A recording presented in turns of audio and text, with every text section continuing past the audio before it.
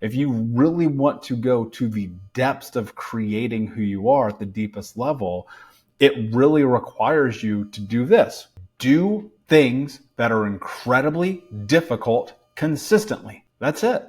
Because the people who love themselves the most and you see this out in the world, are the people who chase the life that they know they're capable of having.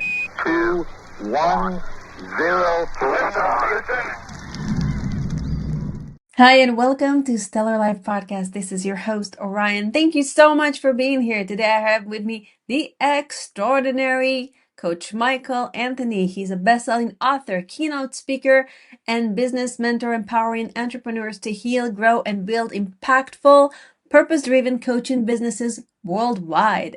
Today we talked about his incredible story, how he healed from his own childhood trauma. How can you heal from your childhood trauma? We all have something that we formed in our childhood that might be holding us back, but we can break through, we can heal, we can feel better. He taught how to succeed with no excuses and how to deep dive into love. And now, without further ado, on to the show. Hi, Michael, and welcome to Stellar Life Podcast. Thank you, my friend. I'm excited to be here with you. Yeah. Before we begin, I know you have a very intense story that brought you to where you are today. Maybe you can share that with us. Yeah. Here's what I always say is my story is mine. And my hope is that whenever sharing it, that people understand to not compare because it's kind of crazy. So I'll give you the truncated version, the shortened version. And we can go as deep as you want to go. So I grew up in the Midwest of America in the 80s. My mother was a drug addict and alcoholic. In fact, she actually cut off my right index finger when I was just 4 years old. So you can imagine the chaos. My stepfather was super abusive. This guy was a giant man who'd beat up a little kid. So real coward of a human being. And we spent a lot of our childhood deeply in poverty and even homeless. In fact, I lived with over 30 different families between the time I was 8 to 12. And so we were getting bounced around place to place to place. And at 12 years old, my grandmother adopted me, which in a lot of ways was this amazing salvation. But I'm biracial, so I'm black and white. And my grandmother was an old racist lady from a town in Tennessee you never heard of. So it's just like chaos after chaos after chaos. And so I did what any 12-year-old would do. I discovered drugs. And by the time that I was 13, I was getting high and drunk every single day. Wow. I got kicked out of high school 3 different times. I was fighting. I was getting put in handcuffs. I was running the streets, breaking into houses, stealing cars, just kind of the craziest things you could imagine, because that felt like normal. And when I was 18, I finally got kicked out of high school one more time. And as I'm working this warehouse job where I was just putting microchips for a computer onto motherboards all day long, 12 hours a day. It was like the worst job you could imagine. I got fired. And so I got fired from that job. I got kicked out of school again. And I'm sitting in my car and I'm trying to figure out what the what is the solution for this homelessness, this poverty, for this abuse? And the conclusion that I came to was money. And I just thought to myself, if I go make a bunch of money, it'll solve all these problems. Because of course, who doesn't ever think more money will solve your problems? Right? And of course, as you know, money does not indeed solve your problems, unfortunately, as I would come to discover. And so here I am at 18 years old. I'm chasing money. I end up working for a Fortune 10 company, one of the biggest companies in all of America. I start making $200,000 a year. It's crazy. But I find myself, I'm 350 pounds. I'm smoking 2 packs a day, drinking myself to sleep, and suicidal. So this thing about money didn't create or give me the life that I expected. What it actually did was it brought out kind of the worst parts of me, which you always hear people say this, right? But until you experience it, it's not real. And at 26 years old, I basically had a rock bottom. I had a midlife crisis at 26. And so, one morning I wake up, and keep in mind, I'm 350 pounds at the time. And I'm laying in bed, eating chocolate cake, watching the CrossFit games. And I'm like, oh my God, this is my life. Like, what the hell? And so, for whatever reason, I pulled myself up out of bed that day, and I went in the bathroom. I looked at myself in the mirror, and I just kind of went to war with myself. There's a conversation that I think a lot of people have about this idea of being kind to yourself, which I think is unbelievably important. In fact, I teach it to my clients constantly. But in the moments when your life is a disaster, you got to kick yourself in the ass and really force yourself into behavioral changes. And so that's what I did. And I looked at myself in the mirror, and I just realized, like, I had been breaking all the promises I made to myself as a child. Like, because when I was a kid, I've said, when I'm a grown up, this is not going to be my life. And in so many ways, it just was. And this question just kind of popped into my head. Like, what are you willing to do to have the life that you want to have? And the answer was no excuses, just results. Now, I don't really know where that came from, right? God, Spirit, Mother Nature, Batman. I have no idea. All I know is this idea about no excuses came into my head. And that was almost 14 years ago. And since then, it's been not only a journey of figuring out who I am, right, which I'm still on that journey constantly, but it's also led down the path of being a best-selling author, an award-winning speaker, a #1 coach nominee. Millions of people have listened to my podcast, blah, so on and so forth, right? But ultimately, it's all just been about one thing. Like, can I go into a direction of living life by design instead of living life by default? And that's how I got here today. Wow, I have so many questions and so many directions to go with this. I have a 5-year-old, and just hearing what you've been through at age 4 is heart-wrenching. Terrible. That said, I had a pretty traumatic childhood myself, and I've been through a lot myself. So I don't know, I can kind of relate. You seem like a very genuine person, and this type of authenticity, I think, comes from going through a lot of suffering.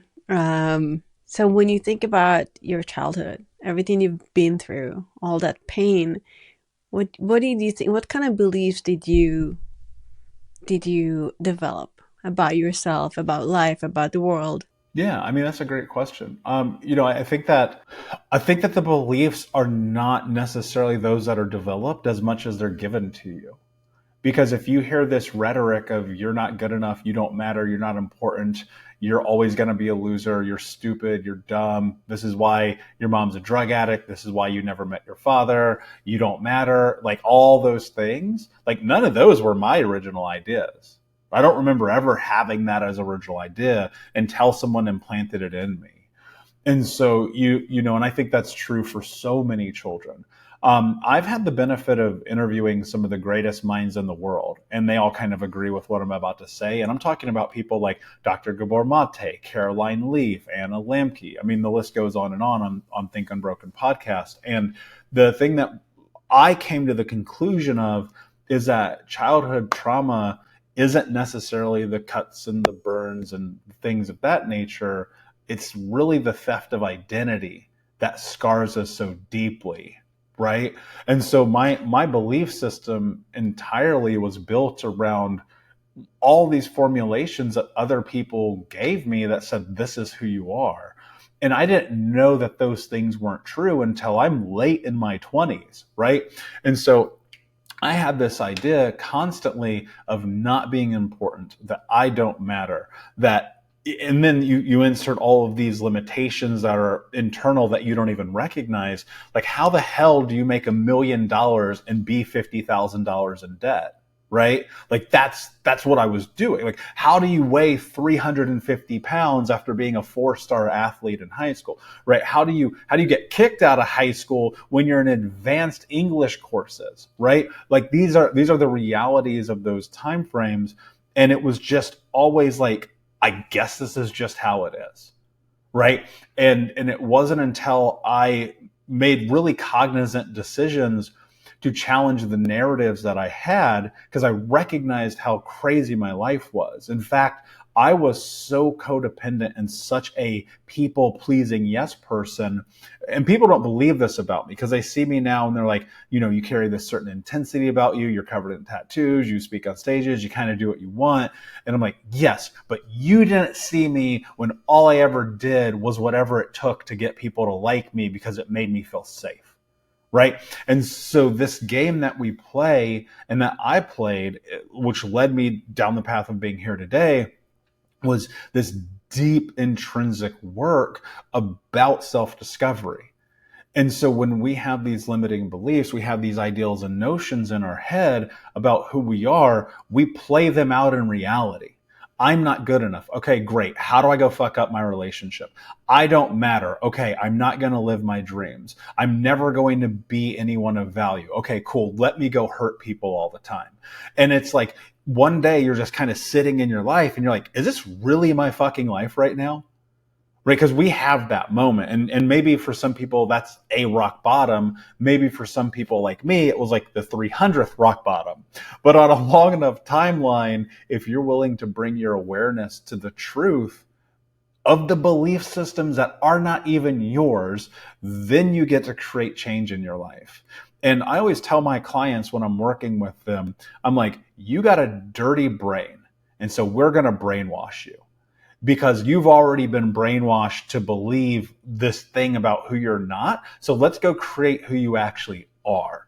And that's such a deep part of this work. I mean, I have a client just the other day where they're deeply into this conversation with themselves about self-worth and shame.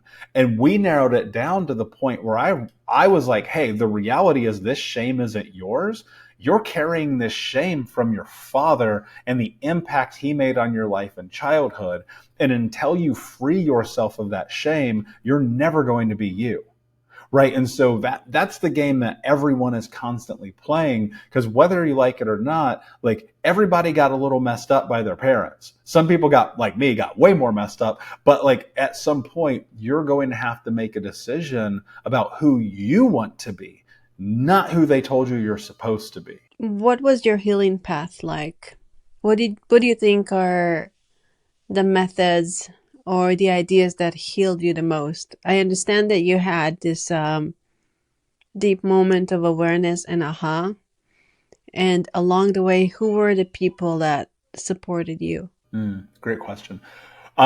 So initially, I just tried to do it by myself, because I think that a lot of people have this notion of like, I can get myself through this. And it's like, that's stupid. Because if you could, you would have, right?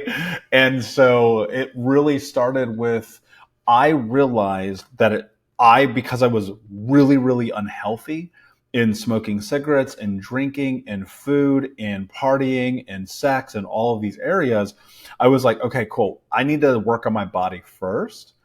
And so I actually started doing yoga. And this was, almost 15 years ago, when, especially, I grew up in the Midwest in America, in Indiana. Like, men were not doing yoga. That's not a thing. Like, I didn't even tell my friends I was doing it, by the way. You were in the yoga closet. Yeah, literally. I was like, no, literally. I would hide my yoga mat in my closet and I wouldn't they were DVDs. I wouldn't do the DVDs until everybody left my house. And I knew they were gone, because I was so embarrassed of this idea of like doing yoga. Now it's like I've done it all over the world. It doesn't matter, right? But in the beginning, it was that. And then it turned into, okay, what I need to do is stop lying to my therapist. Mm-hmm. And then as I did that, I realized actually I need a better therapist, right? Mm-hmm. And so it was like deeper into there. But there were also these really interesting little moments that would happen over time, because I'm an entrepreneur. I've been an entrepreneur my whole life. I can't work for people. I fucking hate working for people. I'm definitely going to get fired if I work for you. And there were these little moments where like I would get on the Gary V show, right? Gary Vaynerchuk, or I would end up in Seattle on Creative Live with Chase Jarvis and Sal Sincata, and all these little mentors who were 25, 30 years older than me would just drop these nuggets on me, just these little things. And it's funny how business requires you to transform as an individual. And so the more I chased business, the more I transformed as an individual. But like even all of that, like, it still wasn't working the way I needed it to work for me to transform. Right. Because like it was one step forward, a million steps backwards. Mm-hmm. And I always tell people the first 4 years of this journey from 26 to 30, those were the hardest 4 years of my life. Because I had awareness that I'm chasing a different reality, and yet I continually fall back into these old behavioral patterns. And so at 29, I kind of have a second midlife crisis, if you will. And so I basically sit down with all of my friends and my girlfriend at the time, and I say, I'm closing down my business. I used to be an award-winning wedding photographer, believe it or not. Wow. And so I'm going to close down my business. I'm going to finish my contracts. I found a childhood trauma therapist. I'm going to go and sit with this dude because I think that he can help me. Mm. He's in Portland, Oregon. I don't have a car because my car has been repossessed. I'm massively in debt. I have $500 to my name. I don't know a single person in Portland, Oregon, by the way. And I get in a rental car on a Tuesday. This car has to be returned by Sunday because I do not have enough money for Monday. And I don't have enough money for hotels. And I say, you know what? Fuck it. Let's go. So I get in a rental car on Tuesday. I drive across the entire country with no place to live, while every time I'm at a rest stop or at a restaurant grabbing something to eat or filling up the car, I'm on Craigslist hoping to find somewhere that I can sleep on Sunday night. And I get to Portland on Sunday at midnight, and I have to return this car on Monday. And on Tuesday, I'm in that fucking therapist's office. Because I knew, like, there is a sense to when I say no excuses, just results, that I mean it to the extent that people around you will think you're crazy when you want to do something in your life. Because every single person in my friend group, my family, the people who worked for me, and especially my girlfriend at the time, were like, what the hell are you talking about? You're going to Portland or to do what exactly? And I'm like, I just trust that this is the right decision.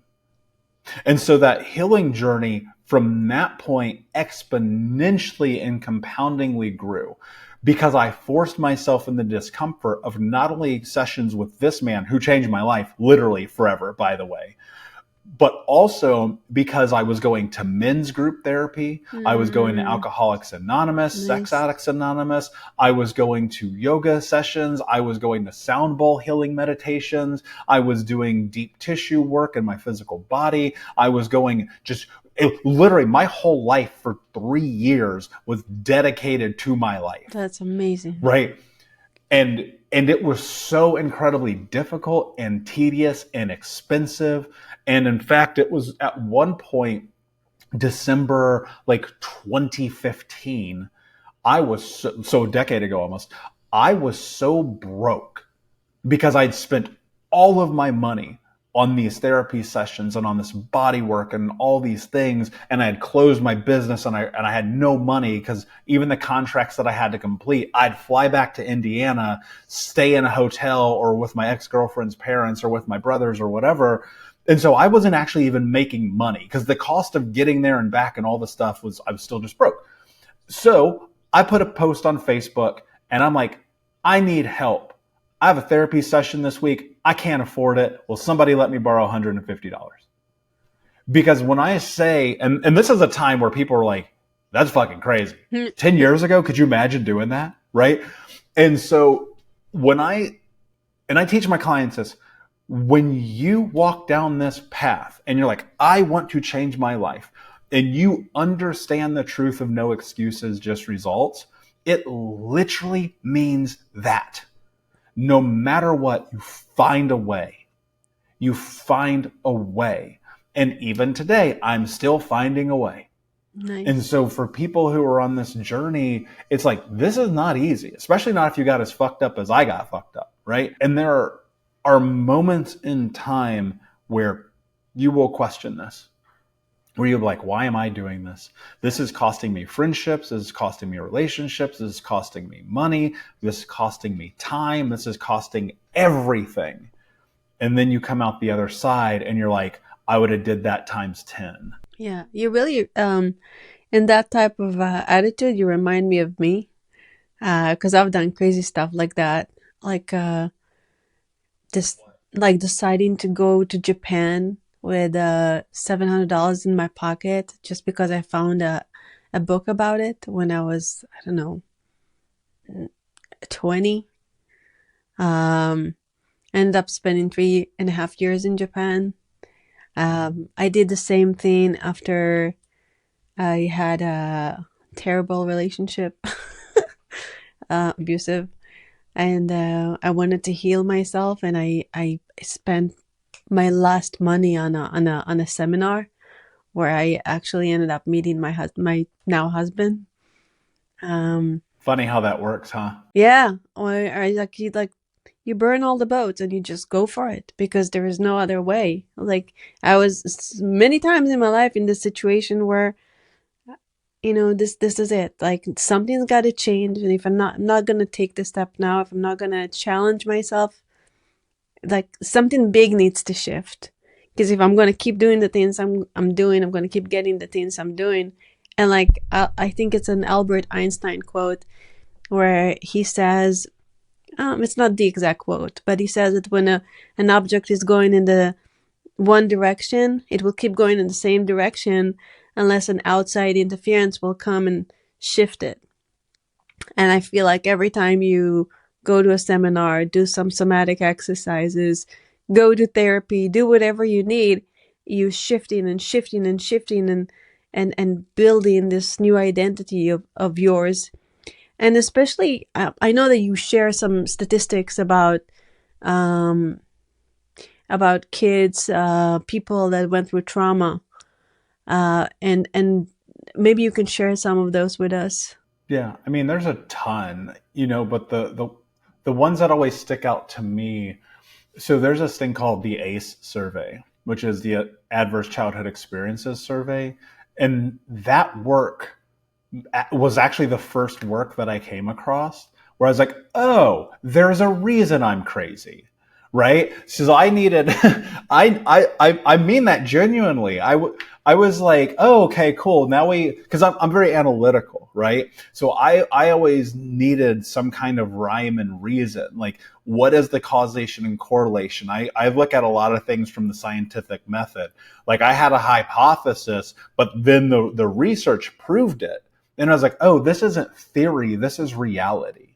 And when I came across that research, I'll never forget, because I was 30 years old, I was living in Portland. There's a very early on YouTube video, oddly, of Dr. Richard Felitti talking about this work. And I watched this video, it's like 2 hours long or something like that. I watched this video like 4 times in one day. And I was like, oh, okay. So the reason I cite this work all the time, and look, the work, in my opinion, is outdated. I think a new survey needs to be done. I'm not going to do it, by the way. I'm way too busy. But one day I do want to be able to contribute to doing another version. But here's the reality. There's these 10 questions that they ask in this survey. I'll paraphrase, but were you ever sexually assaulted or molested as a child? Did your parents get divorced? Did anyone in your household commit suicide? Did anyone in your household ever go to prison? And so on and so forth. So there's these 10 questions. Just go look up a survey. You can type in Think Unbroken. We have one on our website. And so you do this, and then here's what's really fascinating. You're going to find that on average, 83% of people answer yes to at least one of those questions. Especially in 2025, you're probably a child of divorce. We know that's the reality of most Western cultures, right? Now, what's really interesting is the further that you answer yes to these questions, the higher likelihood of these long-term detrimental health ramifications. For example, they found that if you're 4 or more answers yes to this survey, you could be up to 5,200% more likely to commit suicide versus someone who had none. 2,000% more likely to smoke cigarettes and 2,200% more likely to be an alcoholic because of the impact of your trauma. And so this is why I always tell people that your past is a complete indicator and predictor of your future. And in fact, one of the worst things that happens because of all the childhood trauma and the somatic experiences that we have, and this idea that the body keeps the score, to kind of reference Bessel van der Kolk's work, is that now you're up to your year life expectancy is shortened by 20. So you have a 20-year shortened life expectancy as a childhood trauma survivor than someone who doesn't. The reason why, behind all of this, by the way, are these high, incredibly high levels of stress within the body. Toxic stress. Complex PTSD, CPTSD leads down a path where you are probably going to die early if you do not learn how to regulate your nervous system. So that's why I went so deep into yoga, meditation, sound bowl healings, body works. Like my psoas was so tight at one point, I couldn't stand up straight without being in tremendous pain, right? Think about this: chronic fatigue, anxiety, depression. These things exist inside of our human physiology until you learn how to course correct your physical body. Yoga, journaling, meditation. I cannot tell you how anxious and depressed I was, how much physical pain I was in. I probably spent $500,000 trying to get a solution to a problem that no one could give me an answer to in modern medicine. And when I started going a holistic route, all of my symptoms went away. And it was the chronic stress and the impact of trauma that had messed up my body so much. And so these stats are massively important because they give you indicators to the reality that you're living in, right? Chronic fatigue syndrome only exists because there's no root cause to it, right? They always say, you have chronic fatigue syndrome. I'm like, I bet you had a really bad childhood. Let's talk about it. Because that's what they diagnosed me with. And then they wanted to put me on these steroids and all these other medications. I was like, nope, I'm not doing it because I know there's a different answer. And so now I have none of those symptoms, right? And that just only came because I healed my physical body and my mental. And so all the research in the world doesn't help you if you don't do something with it. And so I would encourage anybody, go to Think Unbroken, search ACE score. You will find a lot of the work that I've talked about in regard to this, as well as those questions, because the reality is that work changed my life. Like above the therapy, above the coaching, above the books and the podcasts that I listened to, that one day where I found that video on an oddly snowy November Portland, Oregon day changed my life. It's so interesting that you're talking about this book, The Body Keeps the Score, because I have it here on my notes to reference. And I mean, it's no coincidence. I'm actually reading it right now, almost at the end. And I found this book fascinating, yet just reading he really describes all the trauma that his patients went through. And I feel like reading this book can give you a secondary trauma from I'm like, that was hard read for me. Like at some points I'm like, okay, skipping, just give me the solution. Cause I'm a coach, I'm a hypnotherapist, and I'm always fascinated with how to, heal and help. And I studied a lot, and I keep studying, and you get different books at different time of your career life. And this was the Now book, and I loved it. But I'm like, now that I'm at the end, I'm like, oh, finally, we're talking about the solutions. I know all that. I just want the solution. What can help people? So he's talking about yoga, and he's talking about EMDR. And it's not a family constellation. Maybe you can help me with that. It's like a family system. It's working with the family system where you create a physical map of the trauma, but in the physical realm, where you have items in the room, and let's say a couch can be the dad, and a pillow can be the mom, and because you have this representation of the trauma in the physical realm, you can look at it, you can talk to it, you can talk to the people, and you can heal. And there's so many modalities where you heal through talking to different parts of yourself, because we all have those little splits, and it's like the good voices in our heads, the bad voices in our heads. In your type of helping people and coaching, do you do parts therapy? What kind of modalities do you use with people? Do you use NLP?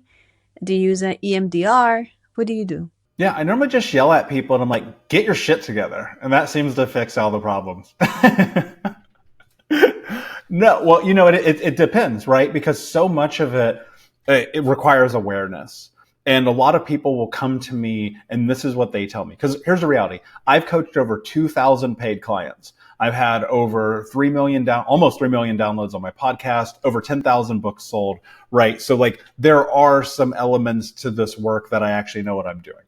The number one thing that people actually come to me with, they sit from across from me and they're like, I'm stuck, but I don't know why.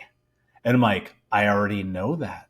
And that's why we built an entire curriculum to help you figure out who the hell you are.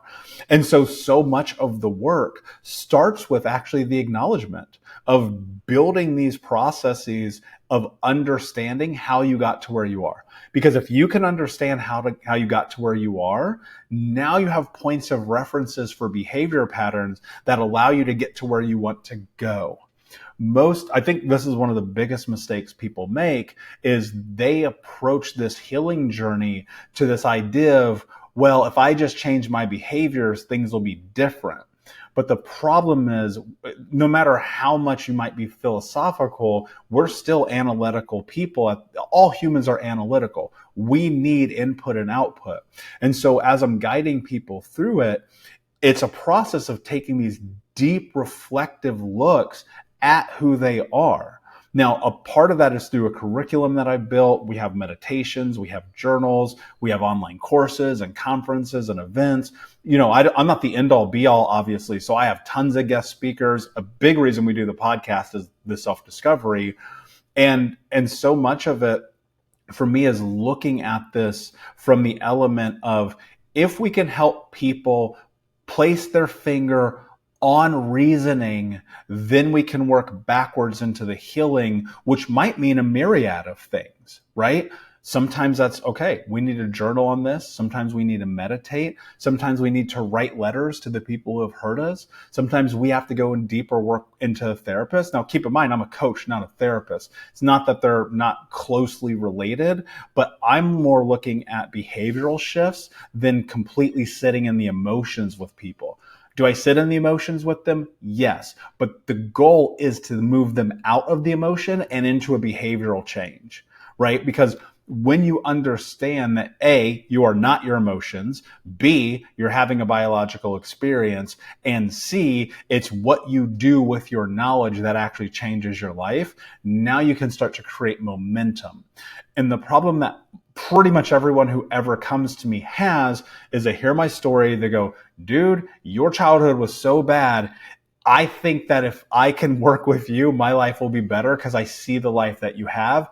And I go, yeah, you think that till we get into this work and I help you uncover the darkness that's created you.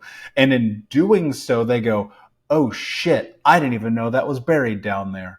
I just had this experience recently with a client where I knew the path we were going. I don't show people the thing that I believe I'm going to find in them because I know that it's there and they need the discovery process for it to come to the surface. But I just had a client, I won't go into the details obviously, but they had an incredibly traumatic experience happen to them as a child that got swept under the rug, that they were told to never talk about, that through our time together, because I create this container about truth, right? And when we have safety to sit across from another human being, to share I'm not here to fucking judge people, by the way, because I understand what it's like to not only go through incredibly horrible things, but also to do incredibly horrible things. And so we create this container. He comes to me, this thing bubbles to the surface. I go, yeah, I knew that the day we met that we were going to be having this conversation. And because of the safety that we create, now we can explore that and help him realize that he's actually, here's what happens when people have these kind of moments. And I'm sure you relate to this as a coach too. They go, oh my God, I'm such a victim. I can't believe this happened to me. And then they sit in victimhood for a second and you go, actually, you're a survivor. And you need to acknowledge that and let go of victimhood, because victims don't join coaching programs. I promise you this, right? And so that whole journey of the work, are there elements of hypnotherapy and NLP and ABC and EMDR and all the acronyms we can think of? Yeah, for sure. But ultimately, what I do, this is what I would say I probably do better than most people, just because of the nature. My superpower is the ability to read people, because it's the thing that kept me safe as a child. I can sit across from almost anyone in the world and I can read you like a book. And so my job isn't to read my clients, even though I don't tell them what I'm reading. I just say, hey, let's flip the next page and see what's there. And when we do that, the self-discovery process happens. And now we can create frameworks and parameters of work around the next steps. And here's what's interesting. It's different for everybody. So whether you're in a group coaching program with me or you're in a one-on-one coaching program with me, the process always looks very much the same. It's like, I'm going to let you narrate your own book. I'm just going to write synopsises at the end about what I think you're having as an experience. And then together, we're going to create a path to the success to move through this moment. So obviously that's a very extrapolated understanding of what we do. It's way more nuanced than that, but hopefully that gives you an idea. Yes. Do you feel like you healed your childhood traumas, or do you still get triggered or things come up for you? Yeah, I'm human. I'm going to get pissed off today, probably. You know, like this idea that it goes away forever, like I just don't believe it. It's too ingrained and embedded in you. And there's a lot of power in the acceptance that you will be 75 years old and get triggered and little you will be screaming. And then you have to still remind yourself that you are no longer a child. Yeah. The people, the snake oil salesmen of this industry, which fucking pissed me off, the people who sit here and they say, I'll heal your child forever, they're liars. I'm sorry. I hate to break it to you. Who said that? Who say it? Just people, you'll see it. You'll just see it all over the internet and people's ads on messagings. People will reach out to me on my podcast. I'm like, I can heal your trauma in 10 minutes. I'm like, shut the fuck up. No, you can't. Right. And so a big part of this, the thing that I always try to just reconcile within myself is that this is a forever journey. The deeper you get into love, the deeper you get into relationships, the deeper you get into parenthood, the deeper you get into being a leader of a community, the deeper you get into business, the deeper. I didn't say this. I wish I did. This is not my saying. I want to steal it, but he already said it, so I can't. Bishop T.D. Jakes has this amazing, amazing talk that he does. And he says this: new levels, new devils. I love that. Yes. And I see that holds so true in my own personal life, in my business life, in my public life. And I know throughout all this work that the next trigger is coming. I teach my clients all the time this simple phrase: life is going to life. The next thing is coming. No matter what you do, no matter what you think, no matter the work you think you've done, it's coming. Like, you know this.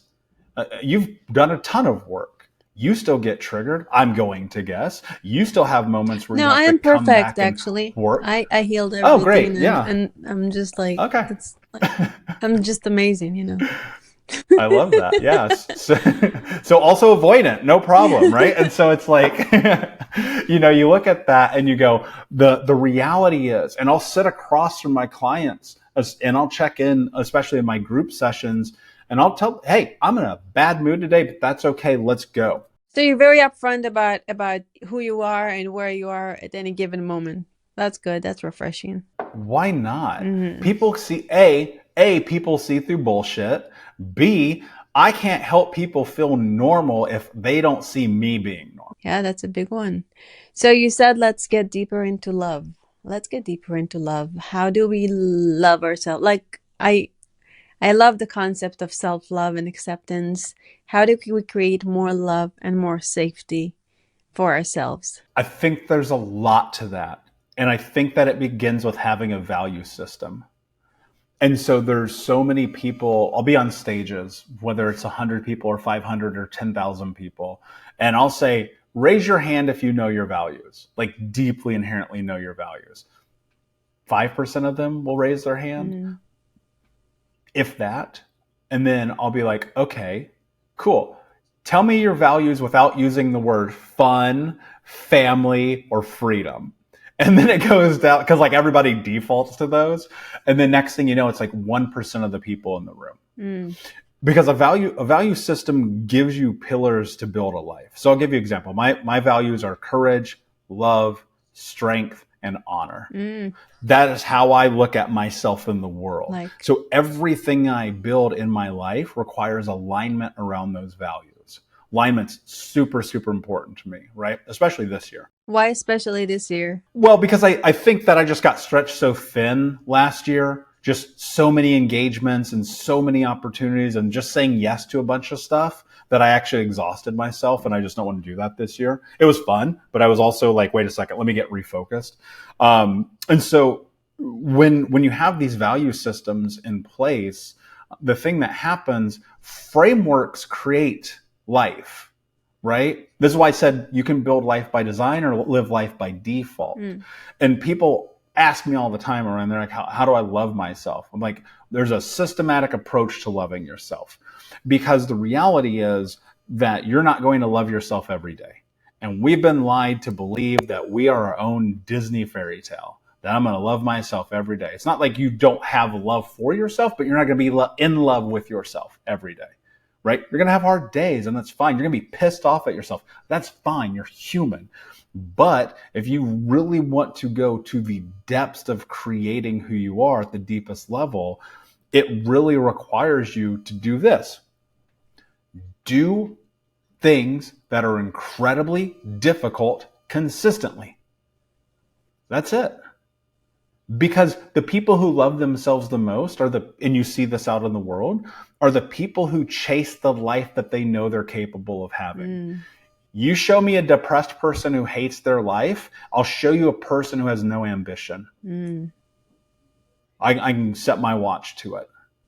The reason why is because we as individuals, we have to push towards goals. Now, there's different levels of it, especially between men and women. There's different levels of it depending on if you're a parent or not. There's different levels based on what season of life you're in, right? But there's something that has to drive you forward, because nobody has more loathing for themselves than the person who isn't doing what they said they're going to do. Would you agree or not? Yeah. Right? Well, there are some other things like murder or something, but yes. Yeah. This is general, right? I mean, it would take us hours to go into all of this, but I'll give you an example. So I'm 27 and I probably was, 300 pounds at this point. And there's this gym right next to a McDonald's that's right next to a bar. Okay? So this is completely true. It's on 79th Street off the exit in Indianapolis. It's right there. You can't miss it. So I don't know what's there, but that's where it used to be. So anyway, I would go with the intention of going to the gym, by the way. And somehow I'd find myself in the car smoking a cigarette, going into the bar to grab a couple of drinks, hitting the McDonald's, going back to my car, looking at the gym and saying, tomorrow. That is not a person that loves themselves. The person that loves themselves is the person, which I finally did, who is like, I'm going to the gym today. despite the discomfort. I'm going to therapy today, despite the discomfort. I'm quitting the job today, despite the discomfort. I'm going to Japan today, despite the discomfort. The person that loves themselves the most deeply is the person who is willing to be in discomfort, to pursue the life that they know they're capable of having. Got it. And when you're in discomfort, what do you do? So you did the thing, you made the move, you're in the discomfort. What are some tools to help shield the discomfort? You don't. You sit in it. You sit in it because that's where you stretch and grow, right? You grow. It's the same as like if you're in the gym, you tear muscle, they grow. The art of kintsugi, it must be broken and mended with gold to be whole again. You have to be stretched. We avoid discomfort, especially if you're in the Western states. People are like, oh, you have anxiety, which also is basically discomfort. They go, take a pill. Let's put you on some meds. Newsweek did a research article about this a couple years ago. The placebo effect versus the psychological pill effect is almost the same. There's almost no real intrinsic value to taking medication, right? There's a 60% chance that it doesn't actually work versus a sugar pill.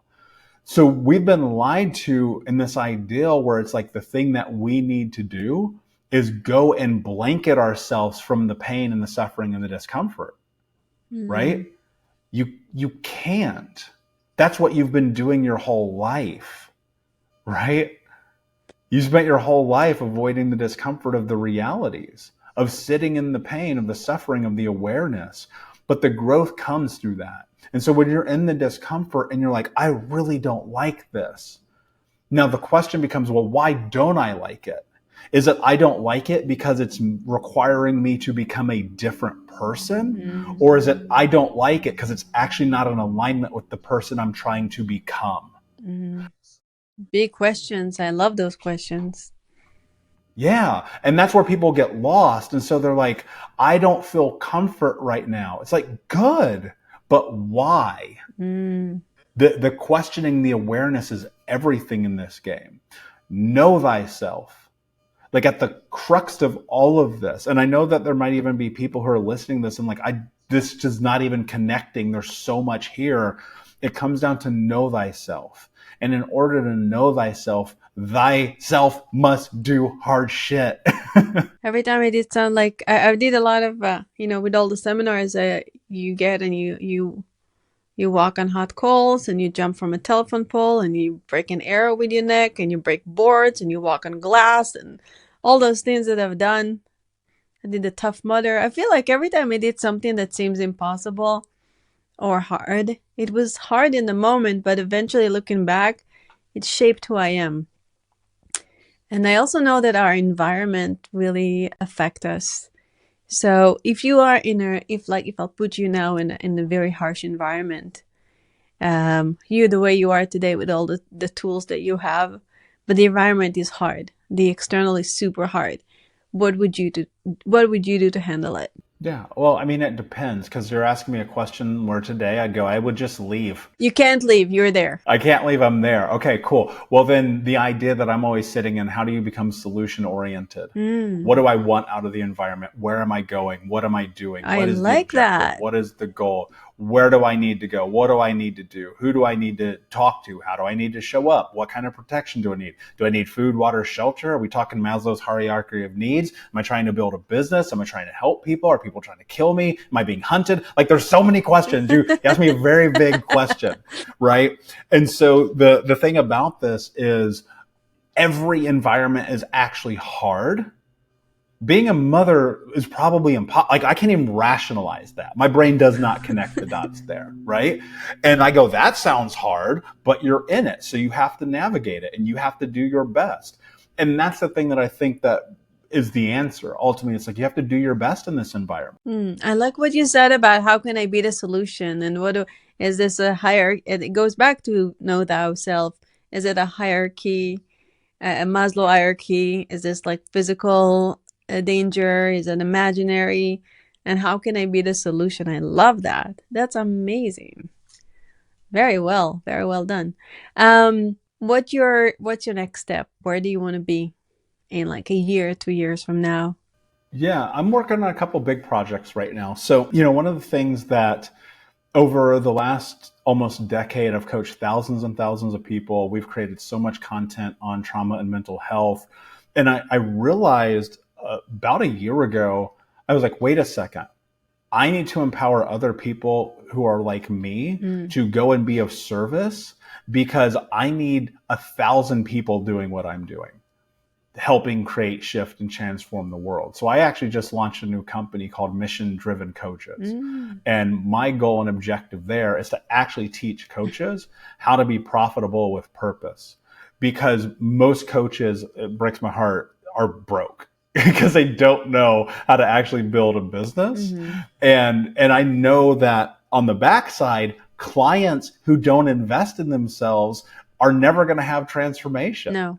Right? No. I mean, you and I have walked on that same fire.